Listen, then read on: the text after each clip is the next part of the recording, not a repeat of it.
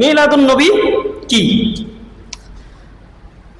মিলাদ শব্দের অর্থ হচ্ছে জন্ম বা জন্মের সময়, জন্মের দিবস। মিলাদ শব্দের অর্থ কি?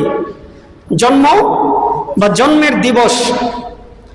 আর মিলাদুন নবী বলা হয় আমাদের নবী মুহাম্মদুর রাসূলুল্লাহ সাল্লাল্লাহু আলাইহি ওয়াসাল্লাম তিনি জন্মগ্রহণ করেছেন, তার এই জন্মটাকে বলা হয় মিলাদুন নবী।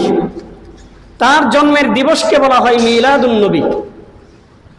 এইটুকু বুঝতে পারছেন? মিলাদুন নবী, মিলাদ শব্দের অর্থ হচ্ছে জন্ম বা জন্ম দিবস।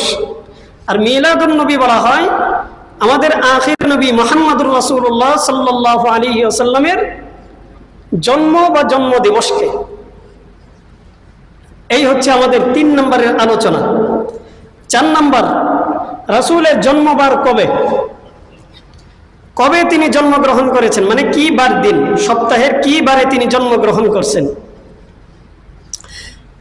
হযরতে আব্দুল্লাহ ইবনে আব্বাস রাদিয়াল্লাহু তাআলা আনহু থেকে বর্ণিত, আন আব্দুল্লাহ ইবনে আব্বাস রাদিয়াল্লাহু তাআলা আনহুমা উলিদান নবী সাল্লাল্লাহু আলাইহি ওয়াসাল্লাম ইয়াউমাল ইসনাইন।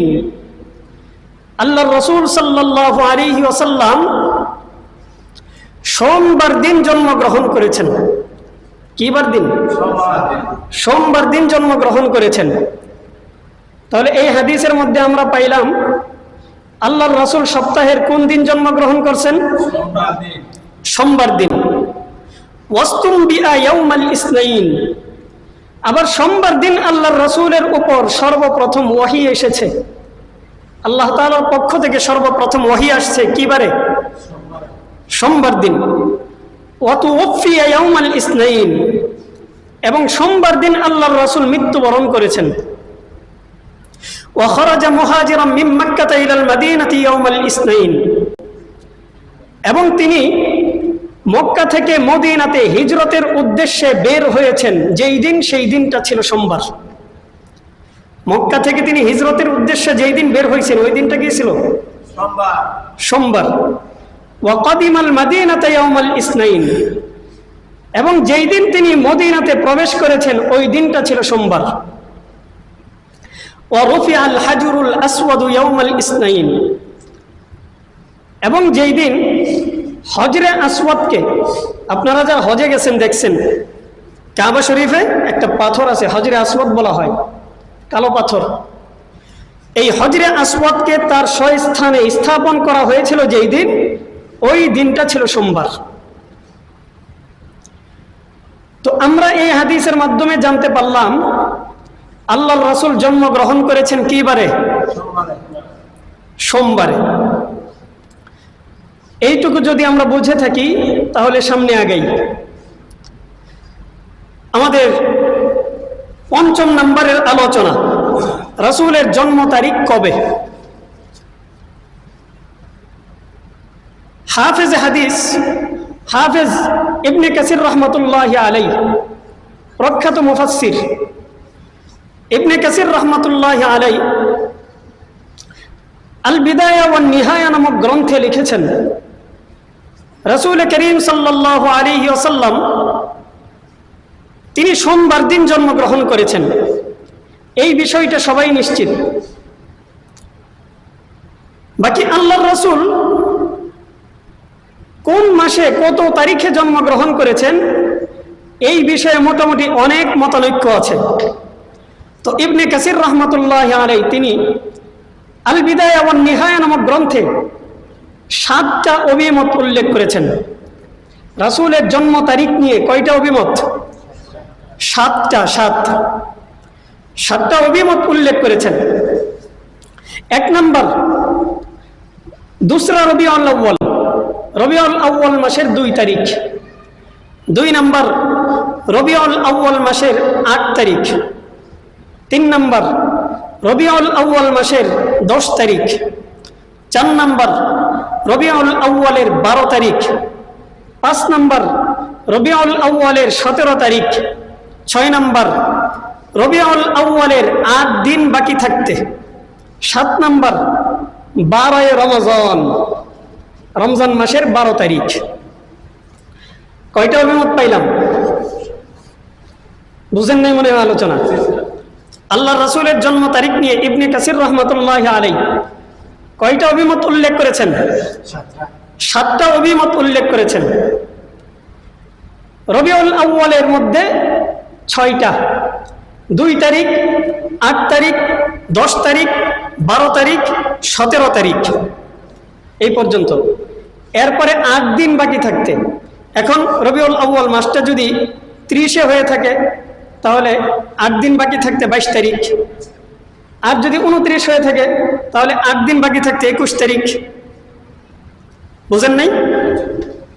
এইভাবে। এরপর হচ্ছে 7 নম্বর রমজান মাসের 12 তারিখ। এই 7টা অভিমত উল্লেখ করেছেন। তো ইবনে কাসির রাহমাতুল্লাহি আলাইহি তিনি বলেন এই 7 অভিমতের মধ্যে 4টা অভিমত বেশি দুর্বল হওয়ার কারণে এই 4টা অভিমত তিনি প্রত্যাখ্যান করেছেন, ছেড়ে দিয়েছেন, যে এইগুলো নিয়ে কোনো আলোচনাই করব না, কারণ এইগুলোতে রাসূল সাল্লাল্লাহু আলাইহি ওয়াসাল্লাম জন্মগ্রহণ করার কোনো প্রকারের সম্ভাবনাই নেই।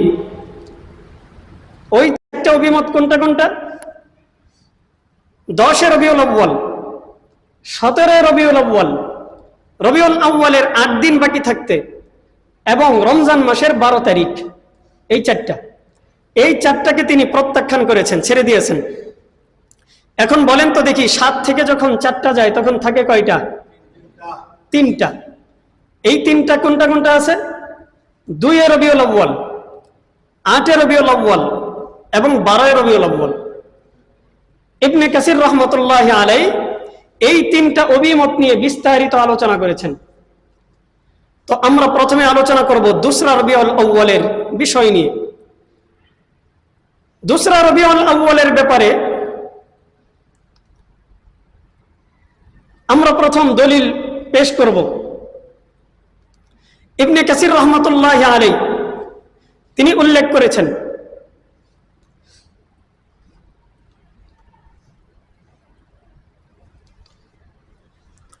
এই হাদিসটা বর্ণিত হয়েছে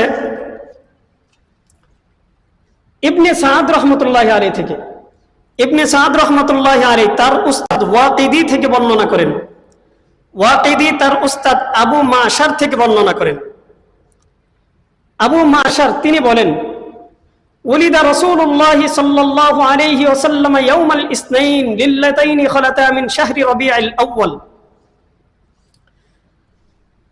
আল্লাহর রাসূল সাল্লাল্লাহু আলাইহি ওয়াসাল্লাম রবিউল আউয়াল মাসের 2 তারিখ সোমবার দিন জন্মগ্রহণ করেছেন।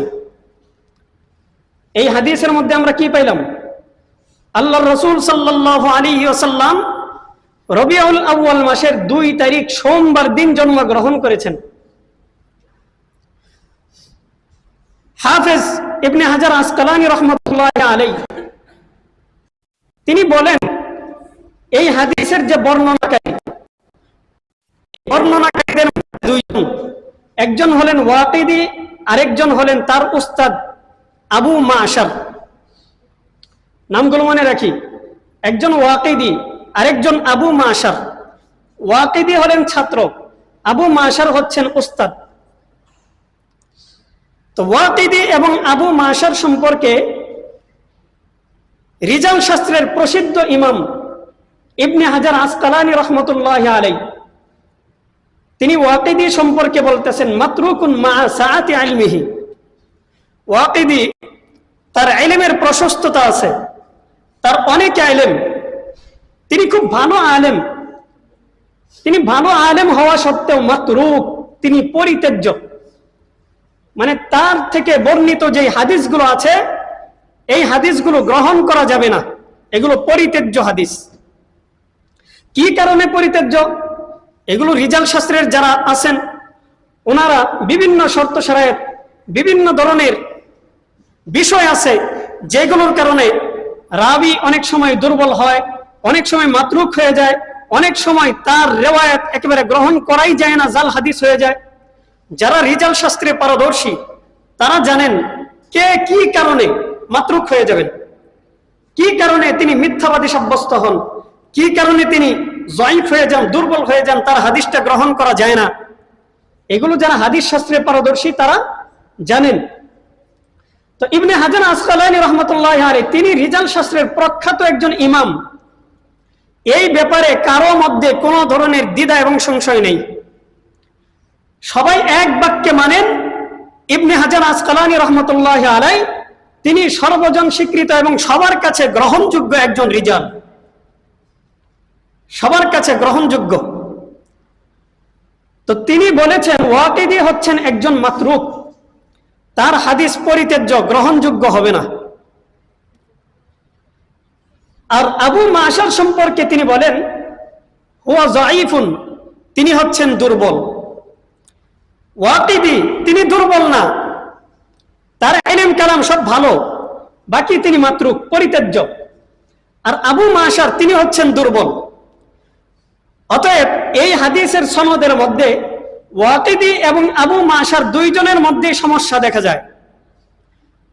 দুইজনের মধ্যে এমন সমস্যা, যেই সমস্যার কারণে হাদিসটা গ্রহণ করা যায় না, দলিল হিসেবে গ্রহণ করা যায় না। এই কারণে ইবনে হাজার আসকালানী রাহমাতুল্লাহি আলাইহি তিনি বলেন যে 2 তারিখের যেই রওয়ায়াত, এই রওয়ায়াতটা গ্রহণযোগ্য হবে না। তো রবিউল আউয়াল মাসের 2 তারিখ আল্লাহর রাসূল জন্মগ্রহণ করেছেন, এই ব্যাপারে যেই হাদিস আমরা পাইলাম এই হাদিসটা গ্রহণযোগ্য না, যার কারণে রবিউল আউয়াল মাসের 2 তারিখকেও পরিত্যাজ্য করতে হচ্ছে। আল্লাহর রাসূল রবিউল আউয়ালের 2 তারিখ জন্মগ্রহণ করেননি। এবার রয়ে গেল আর কয়টা? 2টা, 8 রবিউল আউয়াল, 12 রবিউল আউয়াল। 8 রবিউল আউয়ালের ব্যাপারে ইমামুল মাগাজি ইবনে ইসহাক রাহমাতুল্লাহি আলাইহি তিনি বলেন ওয়াকানা মাউলিদুহু আলাইহি সালাতু ওয়াস সালাম আমাল ফিল ওয়া হাযা হুয়াল মাশহুর ইনদাল জামহুর। ইবনে ইসহাক রাহমাতুল্লাহি আলাইহি বলতেছেন যে আল্লাহর রাসূল সাল্লাল্লাহু আলাইহি ওয়াসাল্লাম ওই বছর জন্মগ্রহণ করেছেন যেই বছর হস্তি বাহিনী মক্কাতুল মুকাররমায় আক্রমণ করেছিল।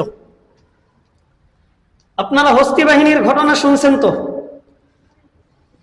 আব্রাহার হস্তি বাহিনী মক্কাতুল মুকাররমায় কাবার উপর আক্রমণ করেছিল, কাবা শরীফকে ধ্বংস করতে চেয়েছিল, ঘটনা জানেন না? তো ইবনে ইসহাক রাহমাতুল্লাহি আলাইহি বলতেছেন যেই বছর হস্তি বাহিনী মক্কাতুল মুকাররমায় আক্রমণ করেছিল ওই বছর আল্লাহর রাসূল জন্মগ্রহণ করেছেন, এই ব্যাপারে কারো মধ্যে কোনো ধরনের দ্বিধা এবং সংশয় নাই।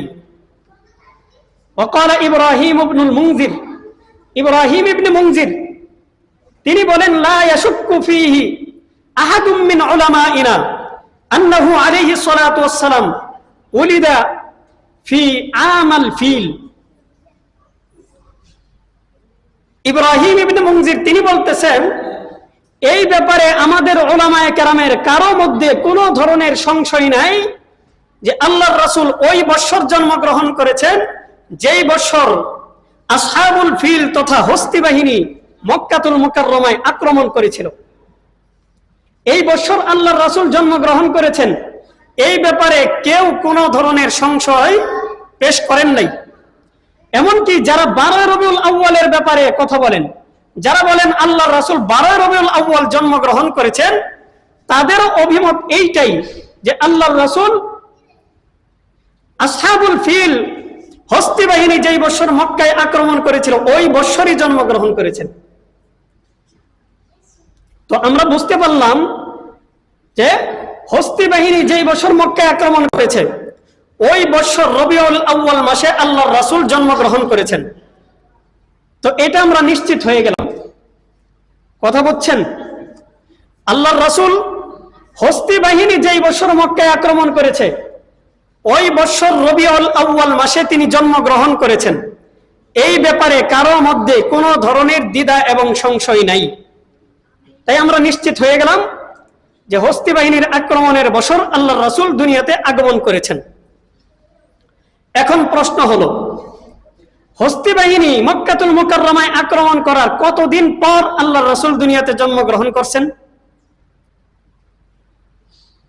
এই ব্যাপারে ইমাম সুহাইলি, ইমাম ইবনে কাসির রাহমাতুল্লাহি আলাইহি এবং ইমাম মাসউদি ওনারা বলতেছেন যে আল্লাহর রাসূল সাল্লাল্লাহু আলাইহি ওয়াসাল্লাম হস্তি বাহিনীর আক্রমণের 50 দিন পর জন্মগ্রহণ করছেন। বুঝে থাকলে বলেন, কয়দিন পর জন্মগ্রহণ করছেন? জুড়ে বলেন।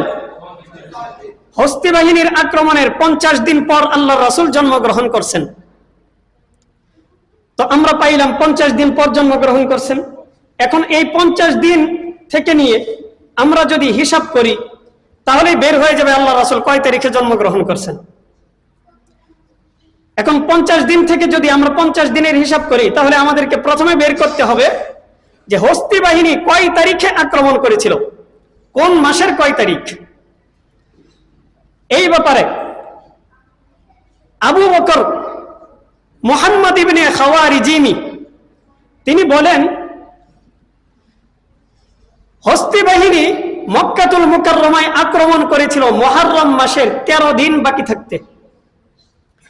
মুহররম মাসের কয়েকদিন বাকি থাকতে? 13 দিন বাকি থাকতে আক্রমণ করেছিল। তো মুহররমের 13 দিন বাকি থাকতে আক্রমণ করছে। এখন মুহররমের 13 দিন, এখান থেকে আমরা হিসাব শুরু করি। মুহররম মাসের 13 দিন, এরপর মুহররমের পরবর্তী মাস হচ্ছে মুহররম সফর মাস। সফর মাস যদি আমরা 29 দিনেও ধরি তাহলে মুহররমের 13, সফর মাসের 29 কয় দিন হয়? বুঝেন নাই? মুহররমের 13 দিন, সফর মাসের 29 দিন, হয়েছে কয় দিন? 42 দিন হয়ে গেছে। এখন সফর মাসের পরবর্তী মাস হচ্ছে রবিউল আউয়াল। এখন আমরা যদি 50 পূরণ করতে চাই তাহলে রবিউল আউয়াল থেকে কয় দিন নিতে হবে? 8 দিন, কারণ 42 থেকে 50 হওয়ার জন্য 8 দিন বাকি আছে। এখন রবিউল আউয়াল থেকে আমরা নিলাম 8 দিন, হয়ে গেল কত? 50। তো রবিউল আউয়াল মাসের 8 তারিখ পর্যন্ত যখন আমরা পৌঁছলাম তখন আল্লাহর রাসূল সাল্লাল্লাহু আলাইহি ওয়াসাল্লামের দুনিয়াতে আগমন এবং হস্তি বাহিনীর আক্রমণ, এই দুইটার মধ্যে 50 দিনের ব্যবধান তৈরি হইল। এই কারণে অধিকাংশ উলামায়ে কেরাম মুহাদ্দিস, বিচক্ষণ বিদগ্ধ উলামায়ে কেরাম তারা এই ব্যাপারে ঐক্যমত পোষণ করেছেন যে আল্লাহর রাসূল সাল্লাল্লাহু আলাইহি ওয়াসাল্লাম রবিউল আউয়াল মাসের 12 তারিখ নয় বরং রবিউল আউয়ালের 8 তারিখ দুনিয়াতে জন্মগ্রহণ করেছেন। এখন আপনারা আমার সাথে বলবেন 8 তারিখের বিষয়টা, বলেন 8 তারিখের বিষয়টা, বলেন না কেন 8 তারিখের বিষয়টা বিচক্ষণ বিদগ্ধ মুহাক্কিক উলামায়ে কেরামের কাছে প্রসিদ্ধ এবং বিশুদ্ধ। আর 12 তারিখের বিষয়টা, বলেন 12 তারিখের বিষয়টা আমাদের মতো সাধারণ পাবলিকের কাছে প্রসিদ্ধ। 8 তারিখ হচ্ছে বিশুদ্ধ, 12 তারিখ প্রসিদ্ধ। 12 তারিখ হয়ে গেছে প্রসিদ্ধ, 8 তারিখ কি? বিশুদ্ধ। তো এখান থেকে আমরা পাইলাম আল্লাহ রাসূল সাল্লাল্লাহু আলাইহি ওয়াসাল্লাম দুনিয়াতে আগমন করেছেন 8 রবিউল আউয়াল। আমরা পুরা ইতিহাস সহকারে এখানে ইতিহাস ঘেটে পাইলাম যে রাসূল হস্তি বাহিনীর আক্রমণের 50 দিন পর জন্মগ্রহণ করেছেন। আর 50 দিনের মাথায় গিয়ে যেই তারিখটা দাঁড়ায় ওই তারিখটা হচ্ছে 8 রবিউল আউয়াল। এই কারণে স্পষ্ট হয়ে গেল রাসূল দুনিয়াতে জন্মগ্রহণ করেছেন 8 রবিউল আউয়াল। এখন কথা হলো 12 রবিউল আউয়ালের ব্যাপারে যারা মত পোষণ করেন তাদের দলিল কি? রাসূল দুনিয়াতে আগমন করেছেন 12 রবিউল আউয়াল, তো যারা বলেন 12 রবিউল আউয়াল তাদের দলিলটা কি? ইবনে কাসির রাহমাতুল্লাহি আলাইহি আল বিদায়া ওয়ান নিহায়া নামক গ্রন্থে তিনি 12 রবিউল আউয়ালের ব্যাপারটা এইভাবে আলোচনা করেছেন, কিলা লিসিনতাই আশারাতা খালাত মিনহু। কিলা, তিনি বলেছেন বলা হয়ে থাকে, কিলা মানে হচ্ছে বলা হয়, কেউ কেউ বলে তো টিলা শব্দ যখন ব্যবহার করা হয় তখন বোঝা যায় যেই বিষয়ে টিলা ব্যবহার হবে ওই বিষয়টা দুর্বল। কথা বুঝছেন? যেই বিষয়ে টিলা ব্যবহার হবে ওইটা দুর্বল। এটা হচ্ছে আরবি পরিভাষা। টিলা মানে দুর্বল, টিলা ব্যবহার হইলেই বুঝতে হবে দুর্বল। তো উনি বলতেছেন, ইবনে ইসহাক রহমতুল্লাহ আলাইহি তিনি বলেন যে টিলা বলা হয়ে থাকে লিসিনতাই আশারাতা খালাত মিনহু, রাসূল রবিউল আউয়াল মাসের 12 তারিখ জন্মগ্রহণ করেছেন, এটা কেউ কেউ বলে থাকে। এইভাবে তিনি বলেছেন। মুসান্নাফে ইবনে আবি শাইবাতে ইবনে আবি শাইবা তিনি উল্লেখ করেছেন, তিনি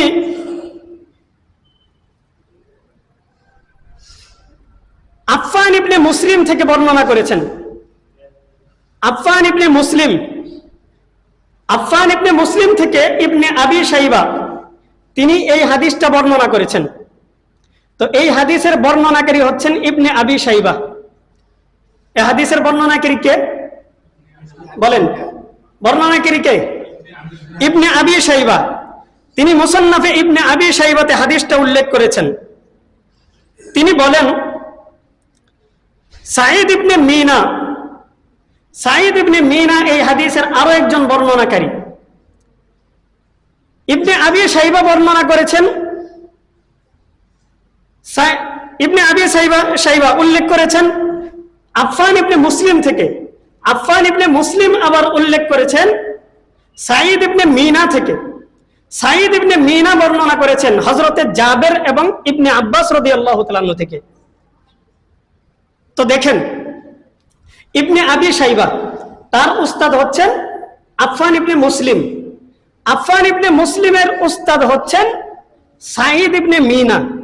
আর সাঈদ ইবনে মিনা শুনছেন হযরতে জাবের এবং আব্দুল্লাহ ইবনে আব্বাস রাদিয়াল্লাহু তাআলা আনহু থেকে। তো এইটা হইতেছে সনদ। তো হাদিসটা কি? হাদিসটা আমরা শুনি। ওলিদা রাসূলুল্লাহ সাল্লাল্লাহু আলাইহি ওয়াসাল্লাম, রাসূল করিম সাল্লাল্লাহু আলাইহি ওয়াসাল্লাম জন্মগ্রহণ করেছেন আমাল ফিল, হস্তি বাহিনী যেই বছর মক্কায় আক্রমণ করেছিল ওই বছর। ইয়াউমাল ইসনাইন, সোমবার দিন। আস-সানি আশারা মিন শাহরি রবিউল আউয়াল, রবিউল আউয়াল মাসের 12 তারিখ।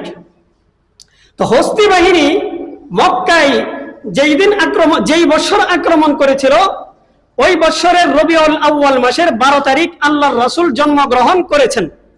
এটা হচ্ছে এই হাদিসের কথা।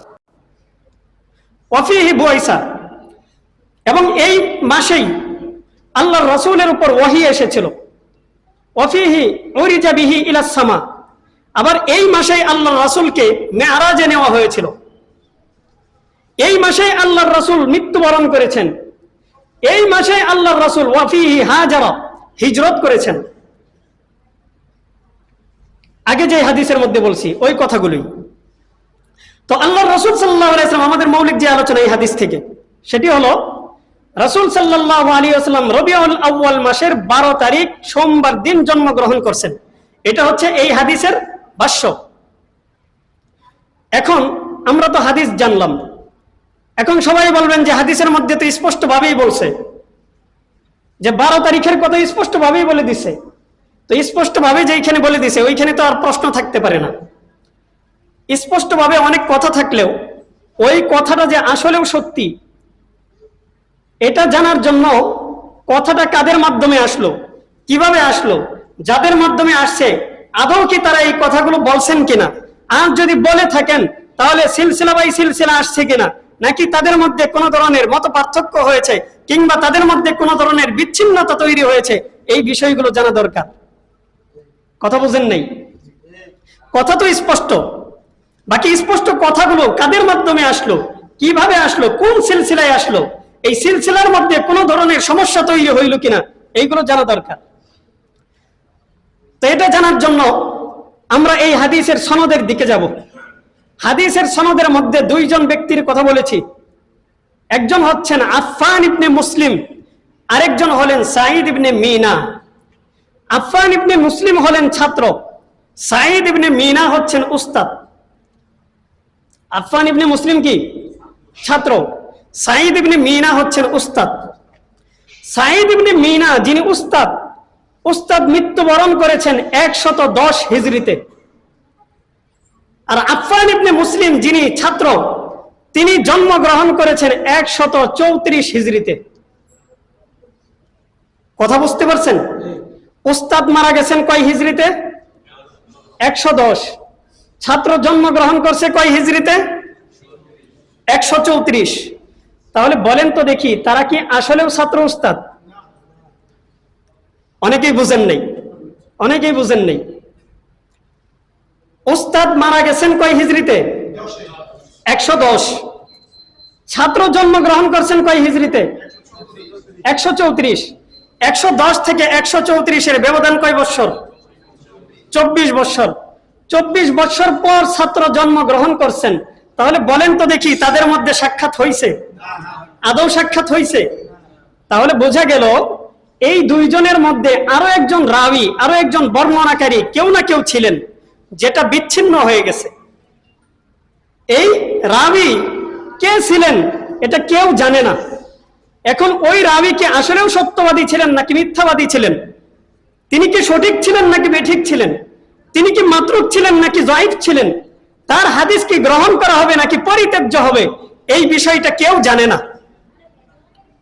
তো এরকম সনদের মধ্যে যখন বিচ্ছিন্নতা তৈরি হয়, সনদের বিষয়টা হচ্ছে এই যে আমি যেমন হাদিস পড়েছি আল্লামা নূর হোসেন কাসিমি রহমতুল্লাহ আলাইহির কাছে, ওনার কাছে আমি বুখারী শরীফ পড়ছি, উনি ওনার উস্তাদ খায়রাবাদীর কাছে পড়ছেন। এইভাবে সিলসিলা বাই সিলসিলা আল্লাহর রাসূল পর্যন্ত চলবে। কোন ধরনের এখানে বিচ্ছিন্নতা থাকবে না। যেখানে বিচ্ছিন্নতা তৈরি হবে বুঝতে হবে এখানে কোনো একটা ঝামেলা আছে। তো এই হাদিসের মধ্যে আফফান ইবনে মুসলিম, তার উস্তাদ হচ্ছেন সাঈদ ইবনে মিনা, অথচ সাঈদ ইবনে মিনা মারা গেছেন 110 হিজরিতে, আর আফফান ইবনে মুসলিম জন্মগ্রহণই করছেন 134 হিজরিতে। উস্তাদ এবং ছাত্রের জন্ম এবং মৃত্যুর ব্যবধান হচ্ছে 24 বছর। তো এখানে উস্তাদ ছাত্রের মধ্যে কোনো ধরনের সাক্ষাৎই হয়নি। যেখানে সাক্ষাৎ হওয়ার সম্ভাবনাই নেই সেখানে তারা ছাত্র উস্তাদ হইলেন কেমনে? তার মানে বোঝা গেল মাঝখানে কেউ না কেউ রাবি বর্ণনাকারী ছিলেন, ওই বর্ণনাকারী ছুটে গেছে। আর যখন কোন সনদের কোন হাদিসের বর্ণনাকারী সনদ থেকে কোন একজন রাবি বর্ণনাকারী ছুটে যায়, তখন ওইটাকে বলা হয় ইনকিতা, সনদের মধ্যে বিচ্ছিন্নতা। আর যেই হাদিসের মধ্যে এরকম বিচ্ছিন্নতা তৈরি হয় ওই হাদিসকে বলা হয় মুনকাতিয়া, হাদিসে মুনকাতিয়া।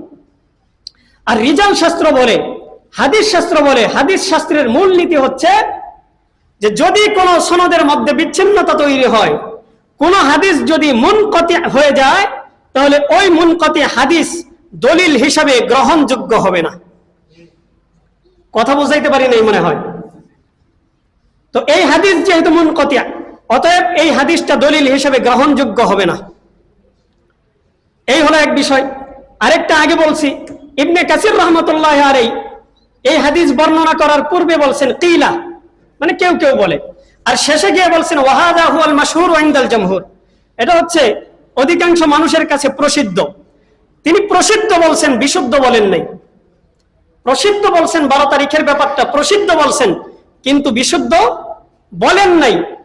অতএব এই সমস্ত দিক লক্ষ্য করলে বোঝা যায় যে 12 তারিখ আল্লাহর রাসূল জন্মগ্রহণ করেছেন, এই কথাটা যদিও প্রসিদ্ধ কিন্তু বিশুদ্ধ না। কথা বুঝতে পারছেন? 12 তারিখ আল্লাহর রাসূল জন্মগ্রহণ করছেন, এটা প্রসিদ্ধ কিন্তু বিশুদ্ধ না। পরবর্তী কথা, আমরা কয় নম্বর বিষয়ে আলোচনা করলাম? 5 নম্বর বিষয়ের আলোচনা করেছি, জন্ম তারিখ কবে। আমাদের আলোচ্য বিষয়ের 6 নম্বরের বিষয় হচ্ছে ঈদে মিলাদুন নবী কখন থেকে শুরু হয়। 604 হিজরি তৎকালীন জমানায় ইরাকের মৌসিল শহরের একজন বাদশা ছিলেন। ওই বাদশার নাম হচ্ছে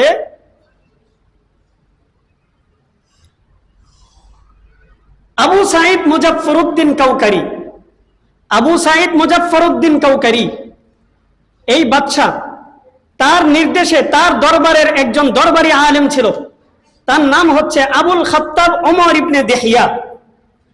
এই আবুল খাত্তাব ওমর ইবনে দেহিয়াকে আবু সাঈদ মুজাফফরউদ্দিন কাউকারি সে বলেছিল যে আপনি আল্লাহর রাসূলের জন্ম দিবসকে উপলক্ষ করে একটা অনুষ্ঠান, আচার আচরণ, বিভিন্ন ধরনের প্রোগ্রাম আছে না, আনন্দ ফুর্তি, এইগুলোর একটা বন্দোবস্ত করেন, ব্যবস্থা করেন। তো বাদশার কাছ থেকে এই নির্দেশ পাওয়ার পর ওই দরবারি আলেম বাদশাকে খুশি করার জন্য, বাদশার মনোতুষ্টি করার জন্য সে 12 রবিউল আউয়াল আল্লাহর রাসূলের জন্মদিনের উৎসব পালন করার একটা রেওয়াজ চালু করেছে। রেওয়াজ চালু হয়েছে কয় হিজরিতে? শুনেন নাই মনে হয়। কত হিজরিতে? 604 হিজরিতে। 604 হিজরিতে আল্লাহর রাসূল দুনিয়া থেকে বিদায় নেওয়ার প্রায় 595 বছর পর, 590 বছর, 590 বছর পর আল্লাহর রাসূল দুনিয়া থেকে বিদায় নিয়েছেন, 590 বছর আগে।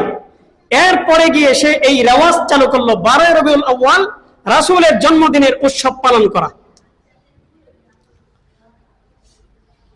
তো ওই বাদশার মৃত্যু হচ্ছে 630 হিজরি, আর ওই দরবারি আলেমের মৃত্যু হয়েছে 633 হিজরি।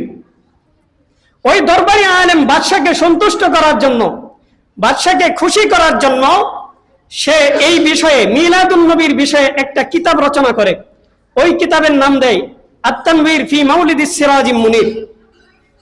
তার এই কিতাব রচনা করার পর বাদশা তার প্রতি অনেক খুশি হয় এবং তাকে 1000 দিনার বকশিশ দেয়। 1000 দিনার তাকে বকশিশ প্রদান করে। তো এটা ছিল একেবারে একজন বাদশাকে, একজন রাষ্ট্রের অধিকর্তাকে খুশি করার জন্য, তাকে তুষামুদের মধ্যে রাখার জন্য প্রচলিত একটা বেদাত, যেটা আল্লাহর রাসূলের জামানাতে ছিল না, সাহাবায়ে কেরামের জামানাতে ছিল না, তাবেঈনদের জামানাতে ছিল না। পরবর্তী সময় 600 হিজরি পার হওয়ার পর এই প্রচলন শুরু করেছিল তৎকালীন জমানায় ইরাকের মৌসিল শহরে। তো আমরা এখান থেকে পাইলাম মিলাদুন নবী এটা কি রাসূলের জামানাতে ছিল নাকি 600 হিজরির পরে গিয়ে তৈরি হয়েছে? 600 হিজরির পরে গিয়ে তৈরি হয়েছে। এই দরবারি আলেমের ব্যাপারে ইবনে হাজার আসকালানী রহমতুল্লাহ আলাইহি তিনি বলেন, এই দরবারি আলেম সে খুব ভালো মানুষ ছিল না, সে একজন বদ মানুষ ছিল। কাসিরুল ওয়াকিআতি ফিল আইম্মাতি ওয়াস সালাফি মিনাল উলামা। ইবনে কাসির রহমতুল্লাহ আলাইহি বলেন, এই ব্যক্তিটা পূর্ববর্তী আলেম উলামা এবং ইমামগণের ব্যাপারে সব সময় বিরূপ মন্তব্য করত, তাদেরকে নিয়ে সব সময় বেয়াদবিমূলক কথা বলতো। এই ব্যক্তি এখনকার জমানাতেও যারা মিলাদুন নবী নিয়ে বেশি হাঙ্গামা করে, এদেরকে দেখবেন এরা যারা মুহাক্কিক উলামায়ে কেরাম, হক্কানি উলামায়ে কেরাম, এই উলামায়ে কেরামের বিরুদ্ধে সবসময় লেগে থাকে। উলামায়ে কেরামের বিরুদ্ধে এরা সবসময় প্রোপাগান্ডা চালায়, খারাপ খারাপ মন্তব্য করে, অশ্লীল কথাবার্তা বলে। এই ব্যক্তির অভ্যাস, যেটা আবুল খাত্তাব ওমর ইবনে দেহিয়ার মধ্যে ছিল, বর্তমান জামানাতে যারা শুধু মিলাদুন নবী নিয়ে কোদাকুদি করে, এদের মধ্যেও দেখবেন ঠিক এরকম সমস্যা, এরাও একই অভ্যাসে গড়ে উঠেছে। তো ইবনে হাজার আসকালানী রহমতুল্লাহ আলাইহি তিনি বলতেছেন, এই ব্যক্তি উলামায়ে কেরামদেরকে নিয়ে সব সময় বাজে মন্তব্য করত, খারাপ খারাপ কথা বলতো। আর তার আরো একটা অভ্যাস ছিল খবিসুল লিসান, তার জবান, তার জিহ্বা ছিল খুব খারাপ, সে খারাপ ভাষায় গালি দিত। এখনো দেখবেন অনেক সুন্নি এরা বিভিন্ন মাহফিলের স্টেজে বসে উলামায়ে কেরামের বিরুদ্ধে খারাপ ভাষায় গালি দেয়। বিশ্বাস না হলে গাইটা দেখেন, খারাপ ভাষায় গালি দেয়, ভদ্রতার ভাষা যেটা না, এরকম ভাষায় এরা সবসময় গালি ব্যবহার করে। এই ব্যক্তির আরো একটা অভ্যাস ছিল আহমাক। এই ব্যক্তি ছিল একেবারে বোকা মানুষ, সাদিদুল কিবির, তার ভিতরে প্রচন্ড অহংকার ছিল, সে খুব অহংকার করত। এখনো দেখবেন অহংকার এবং দাম্ভিকতা দেখিয়ে এরা বিভিন্ন সময় দেখবেন বহসের ডাক মারবে, 12 রবিউল আউয়াল নবী দুনিয়াতে আগমন করেছেন, এই ব্যাপারে আমি চ্যালেঞ্জ দিলাম, কে পারবে চ্যালেঞ্জ গ্রহণ করতে? যখনই হক্কানি উলামায়ে কেরাম চ্যালেঞ্জ গ্রহণ করে তখন তারা পালিয়ে যায়। এটা হচ্ছে ওদের বদভ্যাস। অহংকার দেখিয়ে এরা চ্যালেঞ্জ করবে, কিন্তু চ্যালেঞ্জ পরবর্তীতে ঠিক থাকে না। এই ব্যক্তির আরো একটা অভ্যাস ছিল, সেটা হলো কলিলুন নজরি ফি উমুরিদ দ্বীন, দ্বীনের ব্যাপারে তার জ্ঞান, তার ইলম খুব কম ছিল, দ্বীনের ইলম তেমন একটা ভালো ছিল না। এরকম একজন নালায়েক ব্যক্তি, তার কথাই ঈদে মিলাদুন নবী চালু হয়েছে। মুতাহাওয়িনান, এই ব্যক্তি ছিল অলস প্রকৃতির। তো এমন একজন ব্যক্তির মাধ্যমে ঈদে মিলাদুন নবী চালু হয়েছে। বলেন তো দেখি, এরকম মূর্খ, গণ্য মূর্খ নালায়েক ব্যক্তির মাধ্যমে যে প্রথা চালু হয়েছে, এই প্রথা কোরআন সুন্নাহ মোতাবেক না, কোরআন সুন্নাহর কোথাও পাওয়া যায় না।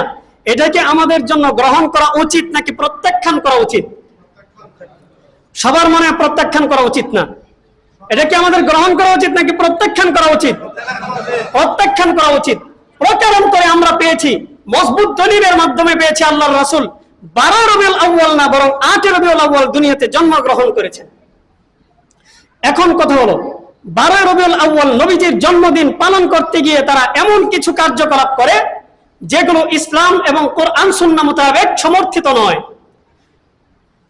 এখন আমরা দেখব এই জন্মদিনে, আল্লাহর রাসূলের জন্মদিনে আমাদের জন্য করণীয় কি। এটা হচ্ছে আমাদের 7 নম্বর আলোচ্য বিষয়। রাসূলের জন্মদিনে আমাদের করণীয় কি, এই বিষয়ে মুসলিম শরীফের 1162 নম্বর হাদিসের বর্ণনা। হযরত এই হাদিসের মধ্যে রাসূল করিম সাল্লাল্লাহু আলাইহি ওয়াসাল্লাম ইরশাদ করেন, আবু কতাদা আল আনসারী রাদিয়াল্লাহু তাআলা আনহু তিনি বলেন, একবার রাসূল করিম সাল্লাল্লাহু আলাইহি ওয়াসাল্লামকে জিজ্ঞাসা করা হলো তার রোজা সম্পর্কে। সুইলান রাসূলুল্লাহ সাল্লাল্লাহু আলাইহি ওয়াসাল্লাম, সুইলা রাসূলুল্লাহ সাল্লাল্লাহু আলাইহি ওয়াসাল্লাম আন সিয়ামি, রাসূলকে তার রোজা সম্পর্কে জিজ্ঞাসা করা হলো। আল্লাহর রাসূল তখন রাগান্বিত হয়ে গেলেন। ফাগাদিবা রাসূলুল্লাহ সাল্লাল্লাহু আলাইহি ওয়াসাল্লাম, আল্লাহর রাসূল রাগান্বিত হয়ে গেলেন। মানে তাকে এত বেশি প্রশ্ন করা হচ্ছে, প্রশ্নের কারণে তিনি রাগান্বিত হয়ে গেছেন। তো রাসূলের রাগকে থামানোর জন্য হযরত ওমর ইবনুল খাত্তাব রাদিয়াল্লাহু তাআলা আনহু তিনি বললেন, রাদিনা বিল্লাহি রাব্বা, আমরা আল্লাহকে রব হিসেবে পেয়ে সন্তুষ্ট হয়ে গেলাম। ওয়াবিল ইসলামি দীনা, ইসলামকে দ্বীন হিসেবে পেয়ে আমরা সন্তুষ্ট হয়ে গেলাম। ওয়াবি মুহাম্মাদিন রাসূলা, মুহাম্মদ সাল্লাল্লাহু আলাইহি ওয়াসাল্লামকে রাসূল হিসেবে পেয়ে আমরা সন্তুষ্ট হয়ে গেলাম। ওয়াবি বাইআতিনা বাইআতান, আল্লাহর রাসূলের হাতে হাত রেখে যে আমরা বাইআত গ্রহণ করেছি, এই বাইআতের উপর আমরা সন্তুষ্ট হয়ে গেলাম। এই কথা হযরত ওমর ইবনুল খাত্তাব বলে আল্লাহর রাসূলের রাগকে থামাইলেন। এরপরে রাসূলকে রোজা সম্পর্কে জিজ্ঞাসা করা হচ্ছে। আল্লাহর রাসূলকে সাহাবায়ে কেরাম জিজ্ঞাসা করলেন, ফাসুইলা আন সিয়ামিদ দাহর, সারা বছরের রোজা সম্পর্কে আল্লাহর রাসূলকে জিজ্ঞাসা করা হলো। রাসূল বললেন, লা সামা ওয়ালা আফতার, অথবা মা সামা ওয়া মা আফতার। আল্লাহর রাসূল সারা বছর রোজা রাখেনও নাই, আবার ছাড়েনও নাই, মানে কখনো রোজা রাখছেন, কখনো ভাঙছেন। এরপর রাসূলকে আবার জিজ্ঞাসা করা হলো, ফাসুইলা আন সিয়ামি ইয়াউমাইনি ওয়া ইফতারি ইয়াউমিন, রাসূলকে 2 দিন রোজা রাখা এবং 1 দিন রোজা ভাঙা সম্পর্কে জিজ্ঞাসা করা হলো। মানে আপনি শনিবার রবিবার রোজা রাখবেন, সোমবার ভাঙবেন, আবার মঙ্গলবার বুধবার রাখবেন, বৃহস্পতিবার ভাঙবেন, মানে 2 দিন রাখবেন, 1 দিন ভাঙবেন। এই সম্পর্কে আল্লাহর রাসূলকে জিজ্ঞাসা করা হলো। তখন আল্লাহর রাসূল উত্তর দিলেন, ওয়ামাই ইউতিকু যালিকা, এমন কে আছে যে এইভাবে রোজা রাখতে সক্ষম হবে সারা বছর? এরকম কে আছে? তার মানে বোঝা গেল আল্লাহর রাসূল এইভাবে রোজা রাখতে উৎসাহ দিলেন না, বরং নিষেধ করলেন। এরপর ফাসুইলা আন সিয়ামি ইয়াউমিন ওয়া ইফতারি ইয়াউমাইন, আল্লাহর রাসূলকে 1 দিন রোজা রাখা এবং 2 দিন রোজা ভাঙা সম্পর্কে জিজ্ঞাসা করা হলো। আগেরটা ছিল 1 দিন ভাঙা এবং 2 দিন রাখা, আর এখন হচ্ছে 2 দিন ভাঙা আর 1 দিন রাখা। শনিবার রাখলেন, রবিবার সোমবার ভাঙলেন, আবার মঙ্গলবার রাখলেন, বুধবার বৃহস্পতিবার ভাঙলেন, মানে 1 দিন রোজা রাখলেন, 2 দিন ভাঙলেন। আল্লাহর রাসূলকে এই সম্পর্কে জিজ্ঞাসা করা হলো। তখন আল্লাহর রাসূল বলতেছেন যে আমি আল্লাহ তাআলার কাছে আশা রাখি আল্লাহ পাক রব্বুল আলামিন যেন আমাকে এইভাবে রোজা রাখতে সামর্থ্য দান করেন। এরপর আল্লাহর রাসূলকে আবার জিজ্ঞাসা করা হলো সুইলা আন সিয়ামি ইয়াউমিন ওয়া ইফতারি ইয়াউমিন, 1 দিন রোজা রাখা 1 দিন রোজা ভাঙা এই সম্পর্কে জিজ্ঞাসা করা হলো। 1 দিন রাখবেন, 1 দিন ভাঙবেন, 1 দিন রাখবেন, 1 দিন ভাঙবেন। রাসূলকে যখন এই সম্পর্কে জিজ্ঞাসা করা হলো, আল্লাহর রাসূল তখন উত্তর দিচ্ছেন, যালিকা সাওমু আখি দাউদ আলাইহিস সালাতু ওয়াস সালাম, এটা হচ্ছে আমার ভাই দাউদ আলাইহিস সালাতু ওয়াস সালামের রোজা। আমার ভাই দাউদ এইভাবে রোজা রাখতেন, একদিন রাখতেন একদিন ভাঙতেন।